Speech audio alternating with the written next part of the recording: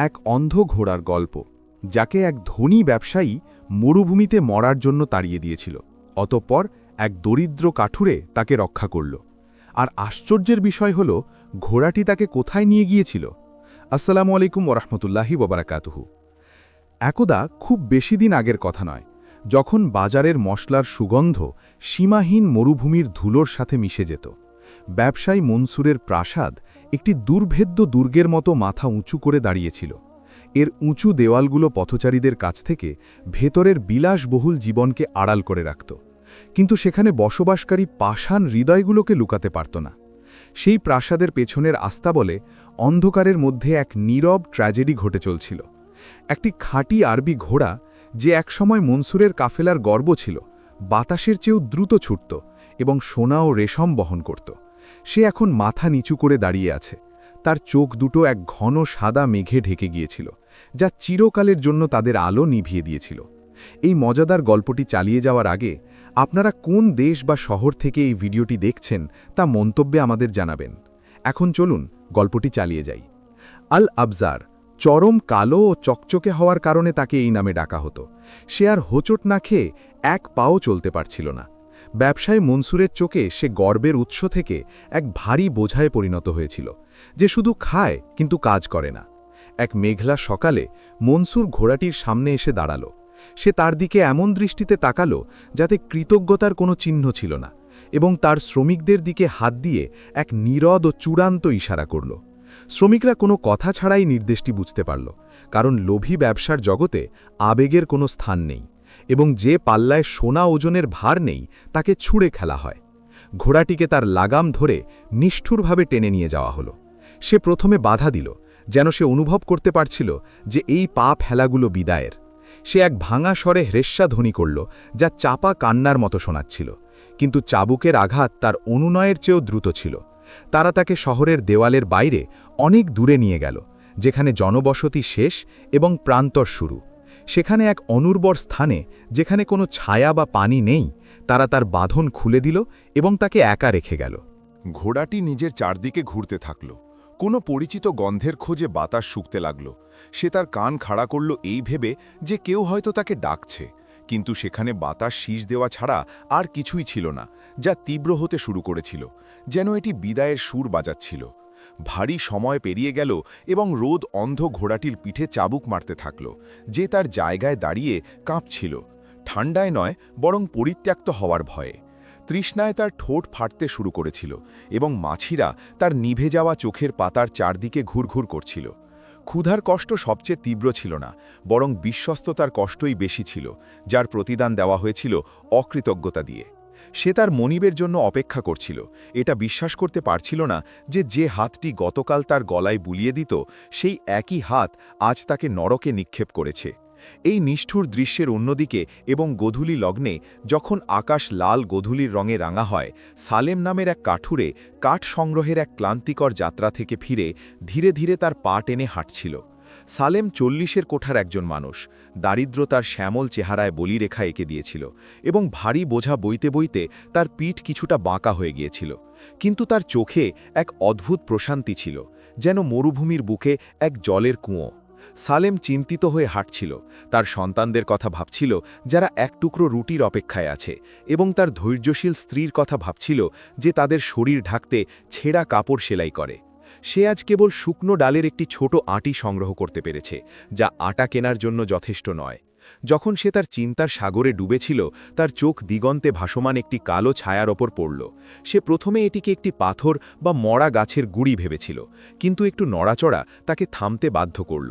সালেম সাবধানে কাছে এগিয়ে গেল, এবং যত কাছে আসল, বেদনাদায়ক দৃশ্যটি তত স্পষ্ট হল। সে রুগ্ন ঘোড়াটিকে দেখল, তার চোখের ওপরের পর্দা দেখল, এবং তার পাঁজরের হাড়গুলো দেখল, যা একটি দুঃখজনক বাদ্যযন্ত্রের তারের মতো ফুটে উঠেছিল।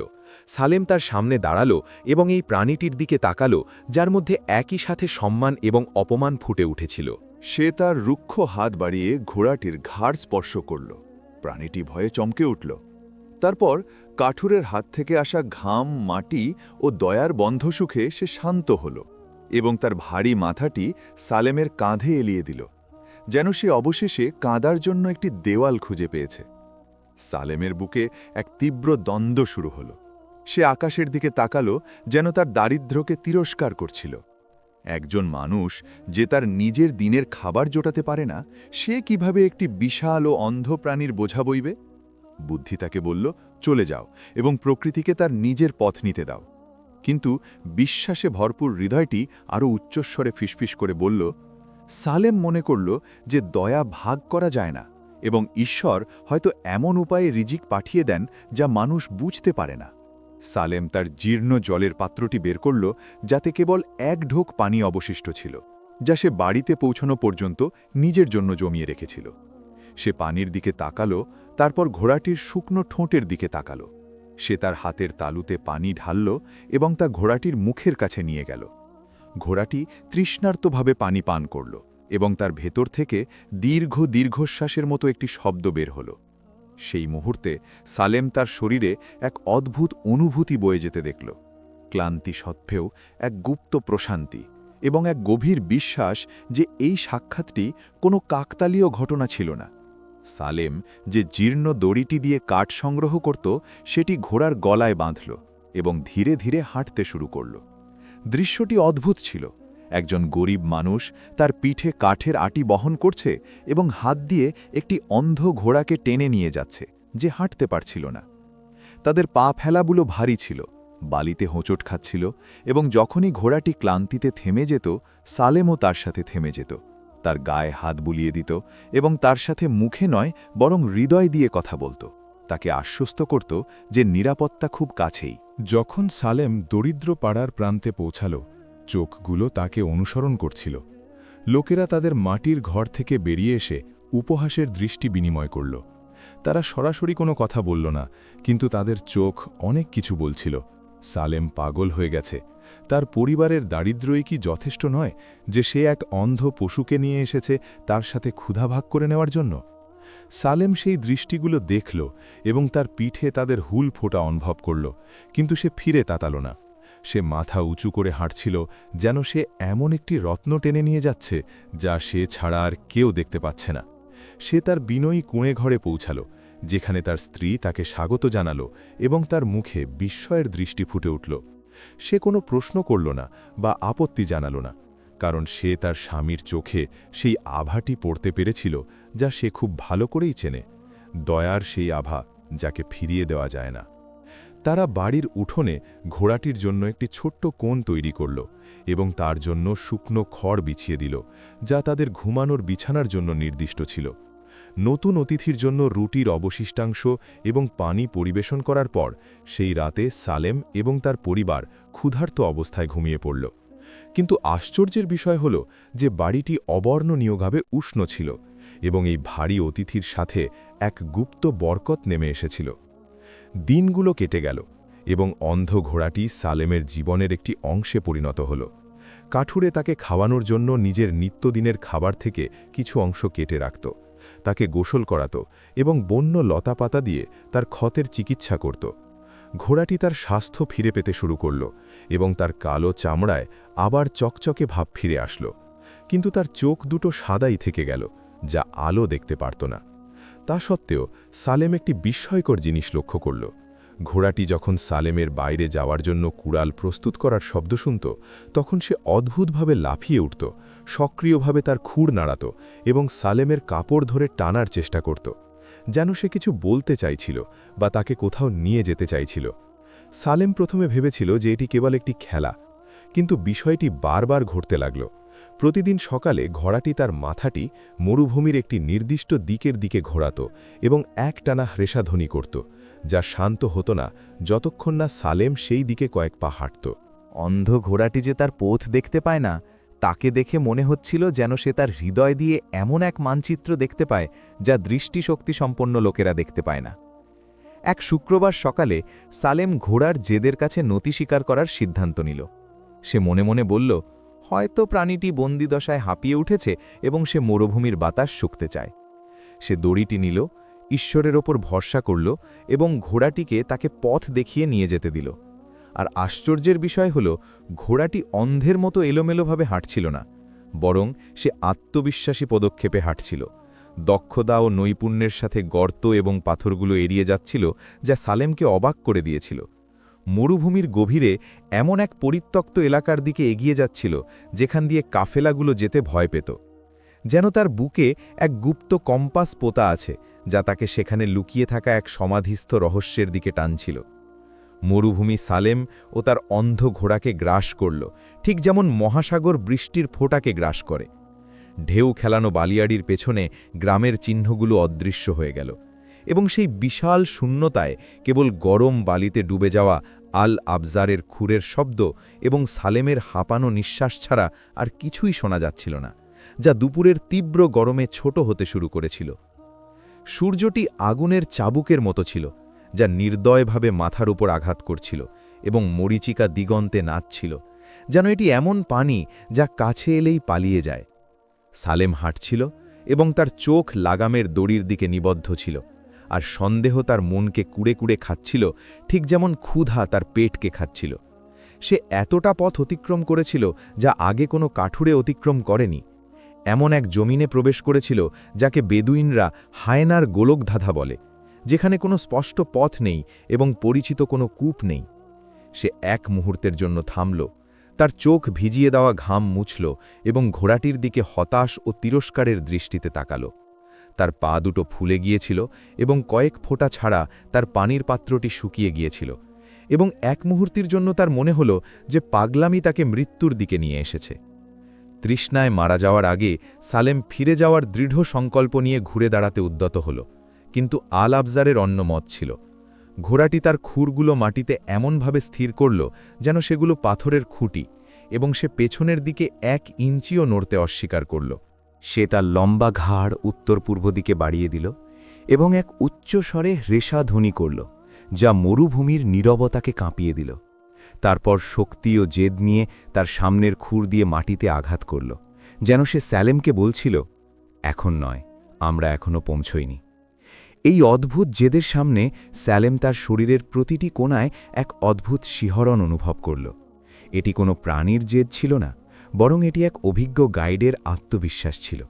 সে তার সাদা চোখগুলোর দিকে তাকাল এবং সেগুলোতে অন্ধত্বের চেয়েও বেশি কিছু দেখতে পেল, এমন কিছু যা ভাগ্যের ডাকের মতো। সালেম সেই ডাকের কাছে আত্মসমর্পণ করল, দড়িটি আবার শক্ত করে ধরল এবং এই বালুর স্রষ্টার কাছে নিজের আত্মাকে সঁপে দিয়ে পথ চলা চালিয়ে গেল। ঘণ্টা পেরিয়ে যাওয়ার সাথে সাথে ভূমির প্রকৃতি বদলাতে শুরু করল। নরম বালিয়াড়িগুলো উঁচু হয়ে গেল এবং তার জায়গা নিল অমসৃণ ভূমি, যা দানবের দাঁতের মতো তীক্ষ্ণ কালো পাথরে ভরা ছিল। দৃশ্যটি একাকিত্বে ভরা ছিল, যেন শত শত বছর ধরে এখানে কোনো মানুষের পা পড়েনি। তবুও অন্ধ ঘোড়াটি পাথরের মাঝ দিয়ে অবিশ্বাস্য স্বাচ্ছন্দ্যে নড়াচড়া করছিল।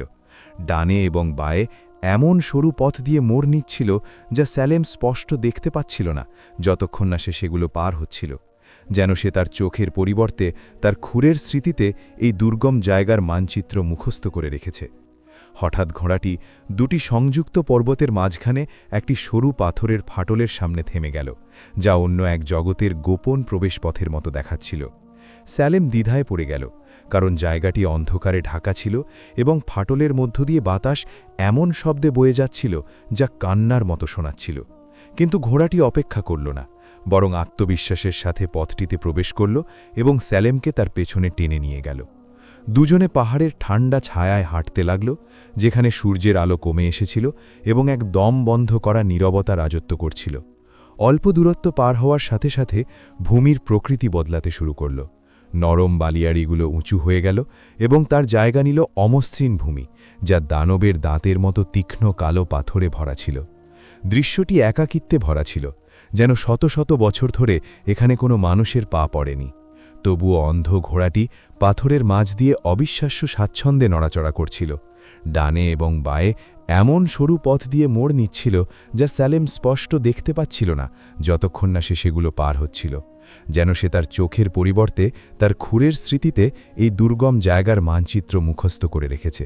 এই উপত্যকার মাঝখানে প্রাচীন কাফেলার কিছু অস্পষ্ট চিহ্ন ছিল, ক্ষয়ে যাওয়া কাঠের ধ্বংসাবশেষ, অর্ধেক পুঁতে থাকা জীর্ণ দড়ি এবং সময়ের সাথে ক্ষয়ে যাওয়া পশুর হাড়।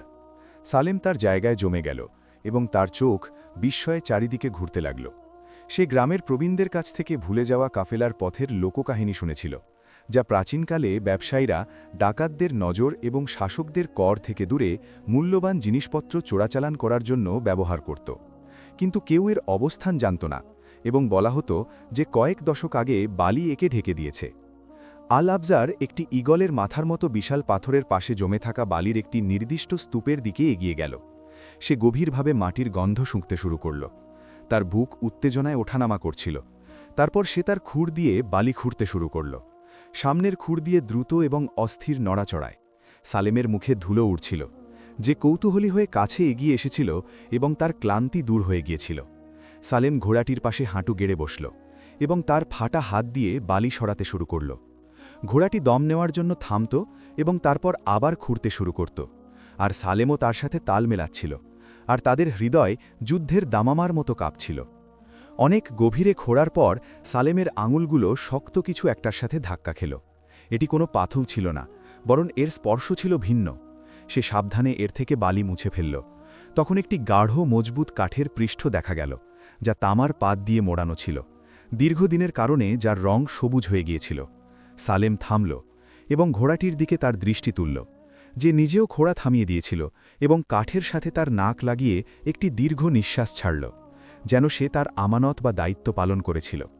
সালেমের স্মৃতি অতীতের সেই দিনগুলোতে ফিরে গেল, যখন সে ব্যবসায়ী মনসুরকে তার কাফেলা নিয়ে গোপন যাত্রায় বের হতে দেখত, যেখানে সে কেবল তার কয়েকজন বিশ্বস্ত লোককে সাথে নিত। আর এই ঘোড়াটি আল আবজার তখন তার যৌবন, শক্তি এবং দৃষ্টিশক্তির শীর্ষে ছিল। সালেম সেই মুহূর্তে এক চমকে দেওয়া সত্য বুঝতে পারল। এই ঘোড়াটি কেবল চড়ার জন্য কোনো প্রাণী ছিল না, বরং সে ছিল লোভী ব্যবসায়ী মনসুরের স্মৃতির এক জীবন্ত সিন্দুক, যে কোনো মানুষের ওপর বিশ্বাস করত না, বরং তার গোপন আস্তানার পথ মনে রাখার জন্য এই প্রাণীর স্মৃতির ওপর বিশ্বাস করেছিল। আর যখন ঘোড়াটি অন্ধ হয়ে গেল, ব্যবসায়ী ভাবল যে মানচিত্রটি মুছে গিয়েছে, তাই সে তাকে আবর্জনার মতো ফেলে দিয়েছিল, এটা না বুঝেই যে বিশ্বস্ততা এমন এক স্মৃতি যা কখনো মুছে যায় না। সালেম বাক্সটি সরানোর চেষ্টা করল, কিন্তু এটি খুব ভারী ছিল, একটি প্রাচীন গাছের শিকড়ের মতো মাটিতে পোতা ছিল। এবং যখন সে চেষ্টা করছিল, সে বাক্সের একপাশে নজর করল, যেখানে ব্যবসায়ী মনসুরের পরিবারের প্রতীক স্পষ্টভাবে খোদাই করা ছিল। এটি কেবল একটি বাক্স ছিল না, বরং মনে হচ্ছিল বালি তার নিচে সারিবদ্ধ বাক্সের একটি শৃঙ্খল লুকিয়ে রেখেছিল। সালেম আবিষ্কৃত গুপ্তধনের পাশে বালির উপর বসল, তার ধুলোমাখা হাতের দিকে তাকালো এবং তারপর অন্ধ ঘোড়াটির দিকে তাকালো, যে একজন বিশ্বস্ত প্রহরীর মতো মাথা উঁচু করে দাঁড়িয়েছিল। একটি পরস্পর বিরোধী অনুভূতি তাকে গ্রাস করল, আবিষ্কারের আনন্দ যা দ্রুত ভয়ে ম্লান হয়ে গেল। সে এখন এক দুর্বল, দরিদ্র কাঠুরে এমন এক সম্পদের উপর বসে আছে যা তার পুরো শহর কিনে নিতে পারে। কিন্তু এটি এক অভিশপ্ত সম্পদ, যার মালিক প্রভাবশালী এবং অত্যাচারী। এবং যদি ব্যবসায়ী মনসুর জানতে পারত কি ঘটেছে, তবে সালেমের পরিণতি নিঃসন্দেহে মৃত্যুই হতো। কিন্তু সালেম কি করবে তা সিদ্ধান্ত নেওয়ার আগেই এবং তার ওঠার উপক্রম হওয়ার আগেই তার কান উপত্যকার বাতাসে ভেসে আসা একটি দূরের শব্দ শুনতে পেল, এমন এক শব্দ যা প্রকৃতির শব্দ ছিল না। সে কান পাতল এবং তার হৃদয় কেঁপে উঠল। এটি ছিল অন্য ঘোড়াগুলোর এগিয়ে আসার রেশাধ্বনি এবং চিৎকাররত মানুষদের শব্দ। মনে হচ্ছিল ব্যবসায়ী মনসুরের হয়তো কিছু মনে পড়েছিল, অথবা হয়তো সে কাঠুরের ব্যাপারে সন্দেহ করেছিল, যে তার ঘোড়া নিয়ে গিয়েছিল, তাই সে তার পিছু পিছু কাউকে পদচিহ্ন অনুসরণ করতে পাঠিয়েছিল। সালেম ঘোড়াটির দিকে তাকাল, তারপর বাক্সের দিকে, তারপর উপত্যকার সরু প্রবেশপথের দিকে। পালানোর কোনো পথ নেই। সে একা, নিরস্ত্র, ক্লান্ত এবং এমন এক উপত্যকায় অবরুদ্ধ যার কোনো বের হওয়ার পথ নেই, আর তার পাশেই তার অপরাধের প্রমাণ। সেই সংকটময় মুহূর্তে অন্ধ ঘোড়াটি সালেমের কাছে এলো এবং তার মাথা দিয়ে তাকে বড় পাথরটির পেছনের একটি ছোট অন্ধকার ফাটলের দিকে ঠেলে দিল, যেন সে তাকে বলছিল যে গল্প এখনও শেষ হয়নি এবং এই জায়গার সুরক্ষার জন্য আরও একটি গোপন রহস্য রয়েছে। আল আবজার ঘোড়াটি সালেমকে জোর করে সেই অন্ধকার পাথরের ফাটলের দিকে ঠেলে দিল এবং তাদের দুজনের শরীর সেই বিশাল পাথরের পেছনের সরু ভাগে আটকে গেল, যেন পাহাড়টি তাদের ভয়ে রক্ষা করার জন্য তাদের আলিঙ্গন করতে দ্বিধা বিভক্ত হয়েছিল। সেই মুহূর্তে জায়গাটি নীরবতা ও প্রতীক্ষার এক কবরে পরিণত হল। সালেম ঠান্ডা দেওয়ালের সাথে সেটে রইল এবং ঘোড়াটির মুখ ও ঘাড়ে হাত রেখে তাকে বিনা বাক্যে নীরব থাকার অনুরোধ করল। আর আশ্চর্যের বিষয় ছিল যে ঘোড়াটি, যে সাধারণত অন্য ঘোড়ার গন্ধ পেলে রেশাধ্বনি করত, সে পাথরের মূর্তির মতো দাঁড়িয়ে রইল, যেন সে তার প্রবৃত্তি দিয়ে বুঝতে পেরেছিল যে শব্দ করার অর্থ হল মৃত্যু। পাথরের মাঝের একটি সরু ফাটল দিয়ে সালেম বাইরের দৃশ্যটি দেখছিল এবং তার চোখ ভয়ে বড় হয়ে গিয়েছিল। অশ্বারোহীরা উপত্যকায় পৌঁছল এবং তাদের ঘোড়াগুলো সব জায়গায় ধুলো ওড়াচ্ছিল। লোকগুলো ঘোড়া থেকে নামল, তাদের চেহারা ছিল কঠোর, রোদে পোড়া মুখ এবং লোভে পোড়া হৃদয়। সালেম সাথে সাথে তাদের নেতাকে চিনতে পারল। সে ছিল সাদ্দাদ, ব্যবসায়ী মনসুরের সবচেয়ে নিষ্ঠুর প্রহরী, এমন এক লোক যার হৃদয়ে দয়ার কোনো স্থান ছিল না। লোকগুলো সালিমের খোড়া গর্তের কাছে থামল এবং যেই তাদের চোখ তামায় মোড়ানো কাঠের বাক্সের প্রান্তের ওপর পড়ল, তারা তাদের আসার কারণ ভুলে গেল। তাদের সতর্ক দৃষ্টি মিলিয়ে গেল এবং তার জায়গা নিল পাগলাটে লোভের দৃষ্টি। তারা একটি শিকার খুঁজে পাওয়া ক্ষুধার্ত হায়নার মতো গর্তের দিকে ছুটে গেল এবং তারা তাদের হাত ও তলোয়ারের খাপ দিয়ে বালি সরাতে শুরু করল। কে এই জায়গাটি খুঁড়েছে তার খোঁজ করার কোনো পরোয়া না করেই, কারণ সম্ভাব্য সোনার চমক অন্য সব কিছু থেকে তাদের দৃষ্টি অন্ধ করে দিয়েছিল। সালেম দৃশ্যটি দেখছিল এবং অনুভব করল যে তার হৃদয় ব্যথা এবং রাগে কুঁচকে যাচ্ছে। এই গুপ্তধন যা ঘোড়াটি তার বিশ্বস্ততার মাধ্যমে প্রকাশ করেছিল, এই বিশ্বাসঘাতকেরা তা চুরি করতে যাচ্ছে, যারা ঘোড়াটিকে মরার জন্য ফেলে দিয়েছিল। লোকগুলো বাক্সটি তোলার চেষ্টা করল, কিন্তু এটি ভারী এবং শক্তভাবে পোঁতা ছিল। তাদের গলার স্বর উঁচুতে উঠল এবং তাদের হাতের নড়াচড়া থেকে বোঝা যাচ্ছিল যে তাদের মধ্যে একটি বিবাদ শুরু হয়েছে। তাদের প্রত্যেকেই জায়গাটি একচেটিয়াভাবে দখল করতে চাইছিল এবং একে অপরের উপর নির্দেশ দিচ্ছিল। এবং যখন তারা তাদের এই দ্বন্দ্বে মগ্ন ছিল, উপত্যকায় অন্ধকার নেমে আসতে শুরু করল এবং সূর্যাস্তের সাথে সাথে লোকগুলো আগুন জ্বালানোর এবং গুপ্তধনের পাশে রাত কাটানোর সিদ্ধান্ত নিল, যাতে সকাল পর্যন্ত এটি পাহারা দিতে পারে এবং তারপর এটি বের করে নিয়ে যেতে পারে। আগুন নাচছিল এবং উপত্যকার দেওয়ালে ভীতিকর ছায়া ফেলছিল, আর সালেম তার লুকানোর জায়গায় অবরুদ্ধ হয়ে বসেছিল। সে বের হতে পারছিল না, কারণ তারা একমাত্র পথটি আটকে রেখেছিল, এবং সে সেখানে থাকতেও পারছিল না, কারণ ভোরের আলো নিশ্চিতভাবেই তার জায়গা প্রকাশ করে দেবে। এখানে হতাশার চূড়ান্ত পর্যায়ে এমন একটি ঘটনা ঘটল যা ধারণাতেও ছিল না। আল আবজার ঘোড়াটি তার মাথা দিয়ে সালিমের কাঁধে গুঁতো দিল এবং তারপর তারা যে অন্ধকার পাথরের ফাটলে লুকিয়েছিল তার গভীরে ঘুরে দাঁড়াল। ফাটলটি ভেতরের দিকে বিস্তৃত ছিল এবং শুরু হয়ে একটি ঘুটঘুটে অন্ধকার গুহার পথে পরিণত হয়েছিল। সালেম ভয়ে অন্ধকারের দিকে তাকাল, কারণ তার কাছে কোনো মশাল ছিল না এবং সে জানত না এই সুড়ঙ্গ কোথায় গিয়ে শেষ হয়েছে, এবং একটি ভুল পদক্ষেপ তাকে এক অতল কূপে ফেলে দিতে পারে। কিন্তু ঘোড়াটি দ্বিধা করল না। আল আবজার আত্মবিশ্বাসী পদক্ষেপে নিশ্ছিদ্র অন্ধকারে এগিয়ে গেল। এই মুহূর্তে সমীকরণ উল্টে গেল। দৃষ্টিশক্তি সম্পন্ন সালেম অন্ধকারে অন্ধ হয়ে গেল, আর অন্ধ ঘোড়াটি তার স্মৃতি ও অনুভূতি দিয়ে দৃষ্টিশক্তি সম্পন্ন হয়ে উঠল। সালেম বার্তাটি বুঝতে পারল, আমাকে ধরো এবং বিশ্বাস করো, কারণ আমি পথ চিনি। সালেম ঘোড়ার ল্যাজ ধরল এবং তার চোখ বন্ধ করল, কারণ সেগুলো আর কোনো কাজে আসছিল না, এবং সে তার নেতৃত্ব এই বিশ্বস্ত সঙ্গীর হাতে সঁপে দিল। তারা পাহাড়ের গহ্বরে এমন এক সময় ধরে হাঁটল যা অনন্তকালের মতো মনে হচ্ছিল। বাতাস ছিল আর্দ্র ও ভারী, এবং প্রাচীন মাটির গন্ধে নাক ভরে যাচ্ছিল। সালেম ঘোড়ার খুরের শব্দ শুনতে পাচ্ছিল, যা পাথরে একটি নিয়মিত ছন্দে আঘাত করছিল, এবং ডানে বাঁয়ে মোড় নেওয়ার সময় তার পেশির নড়াচড়া অনুভব করছিল। আশ্চর্যজনক দক্ষতায় পাথরের খাঁজগুলো এড়িয়ে যাচ্ছিল, যেন শব্দতরঙ্গ তার জন্যে জায়গাটির মানচিত্র এঁকে দিচ্ছিল। এই সুড়ঙ্গটি ছিল প্রাচীন চোরাকারবারীদের ব্যবহৃত গোপন পালানোর পথ, এবং ঘোড়াটি তার আগের যাত্রাগুলো থেকে এটি মুখস্থ করে রেখেছিল।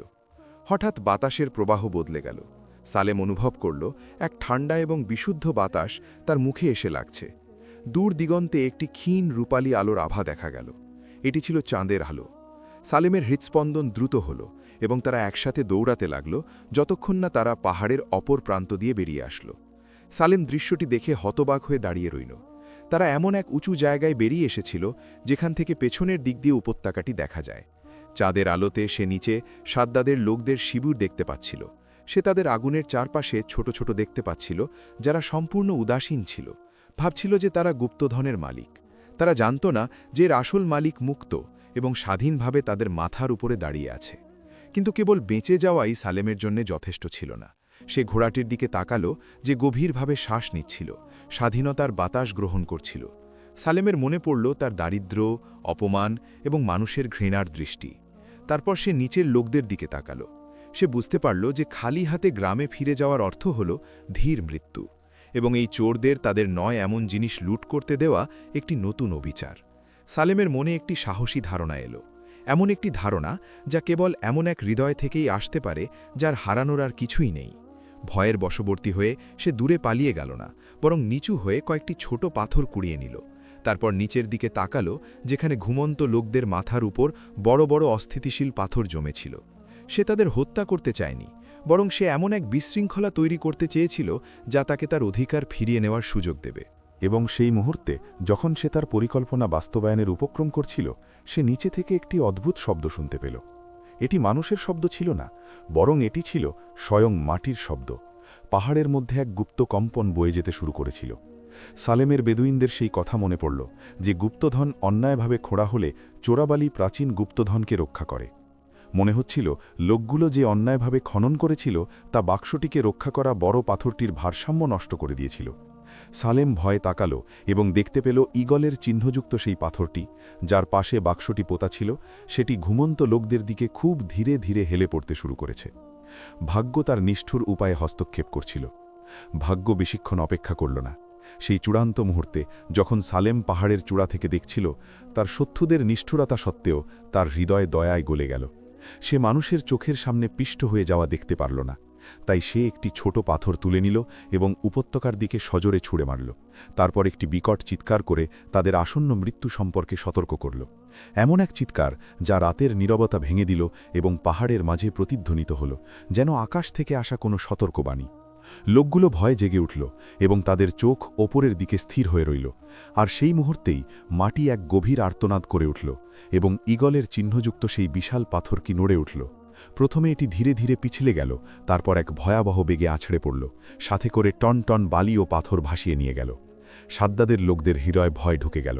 তারা ভাবল যে পাহাড় তাদের উপর ভেঙে পড়ছে বা গুপ্তধনের অভিশাপ নেমে এসেছে। তারা তাদের অস্ত্র, ঘোড়া, এমনকি জুতোও ফেলে রেখে উল্টো দিকে দৌড়াতে লাগল। আগুন থেকে পালানো বন্য প্রাণীর মতো মরুভূমিতে দৌড়াতে লাগল, কোনো কিছুর দিকে ফিরে তাকাল না। পাথরটি এমন শক্তিতে মাটিতে আছড়ে পড়ল যে উপত্যকা কেঁপে উঠল এবং ঘন ধুলো উড়ল, যা চাঁদের মুখ ঢেকে দিল। যখন কোলাহল শান্ত হল এবং ধুলো সরে গেল, তখন নীরবতা আবার সেই জায়গার কর্তা হয়ে ফিরে এলো। সালেম অত্যন্ত সাবধানে আল আবজারের লাগাম ধরে নিচে নেমে এলো। তার বুক ধড়ফড় করছিল। সে ধসের জায়গার কাছে এলো এবং দেখল যে পাথরটি বাক্সটিকে চাপা দেয়নি, বরং একে দ্বিখণ্ডিত করেছিল, ফলে চাঁদের আলোতে এর ভেতরটা উন্মুক্ত হয়ে গিয়েছিল। এগুলো কেবল পুরনো পণ্য ছিল না, ক্ষয় যাওয়া রেশমের স্তরের মাঝে যত্নে লুকিয়ে রাখা প্রাচীন সোনার কয়েন এবং গহনা দেখে সালেমের চোখ চকচক করে উঠল। এবং এর চেয়েও গুরুত্বপূর্ণ, সে একটি সংরক্ষিত চামড়ার স্ক্রোল পেল, যাতে সিল ও স্বাক্ষর ছিল, যা এই অর্থের মালিকানা প্রমাণ করে এবং মনসুরের গোপন ব্যবসা ফাঁস করে, যা সে মানুষের ঘাম ও অধিকার কেড়ে নিয়ে তৈরি করেছিল। সালেম লোভে পড়ে সোনা লুটে নিল না, বরং তার অবস্থা পরিবর্তনের জন্য যতটুকু প্রয়োজন এবং সে ও তার ঘোড়া কষ্ট ছাড়া যতটুকু বহন করতে পারে ততটুকুই নিল। তারপর সে অন্ধ ঘোড়াটির কাছে গেল, তার মাথায় চুমু খেল এবং উষ্ণ অশ্রু ফেলল। সে ফিসফিস করে তাকে কৃতজ্ঞতার কথা বলল এবং জানালো যে সে কেবল একটি প্রাণী ছিল না, বরং সেই ছিল নেতা এবং সেই মূল কৃতিত্বের অধিকারী। ঘোড়াটি মাথা উঁচু করে দাঁড়িয়ে রইল, যেন সে প্রতিটি শব্দ বুঝতে পারছিল এবং তার কাছ থেকে কেড়ে নেওয়া সম্মান সে ফিরে পেয়েছিল। ভোরের আলো ফোটার সাথে সাথে সালেম শহরে ফিরে এলো, কিন্তু সে আর সেই ভাঙা কাঠুরে হয়ে ফিরে আসেনি যে দেয়াল ঘেঁষে হাঁটত। সে আল আবজারের পিঠে চড়ে বাজারে প্রবেশ করল, যাকে সে ধুয়ে পরিষ্কার করেছিল এবং পথে প্রথম বিরতি থেকে কেনা একটি নতুন জিন তার ওপর পরিয়েছিল। মানুষের দৃষ্টি বিস্ময়ে ভরা ছিল। এ কি সেই পাগল যে এক অন্ধ ঘোড়া নিয়ে বেরিয়েছিল? সে কিভাবে একজন রাজপুত্রের মতো ফিরে এলো? সালেম সোজা বড় ব্যবসায়ীদের চত্বরের দিকে গেল, যেখানে মনসুর শহরের গণ্যমান্য ব্যক্তিদের সাথে বসে তার সম্পদের অহংকার করছিল। সালেম শান্তভাবে ঘোড়া থেকে নামল এবং চত্বরের মাঝখানে তার ঘোড়াটিকে বাঁধল। তারপর এগিয়ে গিয়ে মনসুরের সামনে এক থলে সোনা রাখল এবং তার পাশে সেই চামড়ার স্ক্রোলটি রাখল যা সে পেয়েছিল। মনসুরের চেহারা ফ্যাকাশে হয়ে গেল এবং তার শিরায় রক্ত জমে গেল যখন সে স্ক্রোলে তার পুরনো সিলমোহর দেখল। আর যখন সে তার চোখ তুলল, সে দেখতে পেল তার ঘোড়া আল আবজার সালেমের পেছনে সুস্থ এবং সগৌরবে দাঁড়িয়ে আছে, যেন সে এক ভূত যে মৃত্যু থেকে ফিরে এসেছে তাকে জনসমক্ষে অপমান করতে। সালেম কোনো কটু কথা বলল না, বরং সমবেত মানুষের কাছে আত্মবিশ্বাসী কণ্ঠে গল্পটি বলতে লাগল। সেই ব্যবসায়ীর গল্প যে তার অন্ধ সঙ্গীকে ফেলে দিয়েছিল এবং কিভাবে আল্লাহ সেই অন্ধত্বের মাঝেই এমন এক অন্তর্দৃষ্টি দিয়েছিলেন যা লুকানোর রিজিকের দিকে পরিচালিত করেছিল। মানুষের ফিসফাস মনসুরের প্রতি ঘৃণার দৃষ্টিতে পরিণত হল, যে অপমানে তার মাথা নিচু করে ফেলল। সে বুঝতে পেরেছিল যে তার আসল সম্পদ তার জমানো সোনায় ছিল না, বরং সেই বিশ্বস্ততায় ছিল যা সে হারিয়েছিল। অন্যদিকে সালেম অর্থটি বুদ্ধিমানের মতো ব্যবহার করল। সে একটি প্রশস্ত বাড়ি এবং একটি বড় খামার কিনল, এবং তার অর্থের একটি অংশ শহরের বয়স্ক ও দুর্বল প্রাণীদের জন্য একটি আশ্রয়কেন্দ্র নির্মাণে বরাদ্দ করল, তার সঙ্গীর সম্মানে। আল আবজার তার জীবনের বাকি সময় সালেমের আস্তাবলে পরম সম্মানে কাটিয়েছিল। সে কোনো কাজ করত না এবং তাকে অপমানও করা হতো না। তার খাবার ও পানীয় তার কাছে আসত, আর মানুষ সেই ঘোড়াটিকে দেখতে আসত যে তার হৃদয় দিয়ে এমন কিছু দেখেছিল যা চোখ দেখতে ব্যর্থ হয়েছিল। এবং যখন কয়েক বছর পর ঘোড়াটি মারা গেল, সালেম তাকে তার বাড়ির বাগানে কবর দিল, এবং তার কবরে এমন একটি বাক্য লিখল যা প্রজন্মের পর প্রজন্ম ধরে বলা হতে থাকল। অডিওবুক ক্লাসিকা মাইক বলেন, এখানে সে শুয়ে আছে যে আমাকে শিখিয়েছিল যে চোখ পথ হারাতে পারে, কিন্তু বিশ্বস্ত হৃদয় কখনোই পথ ভুল করে না। আর এভাবেই সময় প্রমাণ করল যে আসল দারিদ্র হল বিবেকের দারিদ্র, এবং প্রকৃত সম্পদ হল সেই আত্মার সম্পদ যা দুর্বলকে কখনো পরিত্যাগ করে না, পরিস্থিতি যতই কঠিন হোক না কেন। তারা বলে যে নীরবতা হল দুর্বলতা, এবং যার কণ্ঠস্বর নেই তার কোনো অধিকার নেই। আমাদের আগামী গল্পে আমরা নাদাকে দেখব, সেই বোবা মেয়ে যাকে সবাই ভাবত যে তার চারপাশে যা ঘটছে সে তার কিছুই বোঝে না। সে রাজপ্রাসাদে বছরের পর বছর ধরে কাজ করেছিল, ষড়যন্ত্র দেখেছিল, শুনেছিল, এবং তার ছোট বুকে গোপন কথাগুলো লুকিয়ে রেখেছিল, কারণ তার জিভ বাঁধা ছিল। কিন্তু যখন যুবরাজকে হত্যা করার জন্য একটি ফাঁদ পাতা হলো এবং তা বাস্তবায়নের সময় ঘনিয়ে এলো, নাদা একাই সৈন্যবাহিনীর সামনে দাঁড়াল। এমন একটি মেয়ে যে একটি অক্ষরও উচ্চারণ করতে পারে না, সে কিভাবে একটি উন্মুক্ত তলোয়ার থামাতে পারে, আর কিভাবে সে তার মুখ না খুলেই সত্য বলবে যাতে একটি পুরো রাজ্যকে ধ্বংসের হাত থেকে বাঁচাতে পারে। এই গল্প আমাদের শেখাবে যে উচ্চ কণ্ঠস্বর ক্ষমতার প্রমাণ নয়, এবং সবচেয়ে অর্থবহ কথা হলো তাই যা কাজ দিয়ে বলা হয়। খুব শিগগিরই আরেকটি গল্পের জন্য অপেক্ষা করুন।